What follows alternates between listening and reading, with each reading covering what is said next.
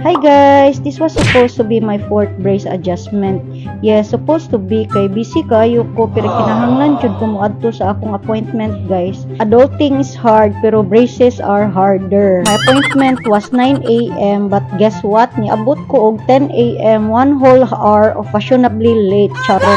Basi nagtuo akong braces nga gighost na ko sila. Abot na ko sa clinic guys, murag akong naong niingon. Hi doc, sorry I'm late pero at least present gihapon ko. And OMG, murag ni sulod ko Winter Wonderland sa dental clinic. Look at the decorations guys. Uy, unsa ni Christmas village or dental appointment? Grabe ka cute. Mura kag welcome ni Santa mismo pero instead of gifts, adjustment akong nadawat.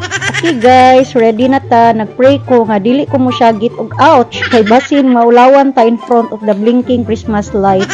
Pero sa tinuod lang, chill ra kaayo. My dentist is so gentle. Parang nag-adjust ra siya o Christmas ornament, guys. Look at that, guys. Gina-tighten na. Karon pa lang, I can already feel it. Murag gi-remind ko sa life nga, kung dili painful, dili progress. Yay, success. Walay hilak, walay drama, pero naagyod gamayng kirot. So, kay thankful, di ay ko ni mami, kay gitagaan ko niya og loot bags and ballpen pa jud. Kay basin klaro sa akong naw nga hilig ko manghuwam og ballpen sa uban, guys ba. But anyways, adjustment done. Kung mapabrace mo, ari lang mo sa AA Aguilar Dental.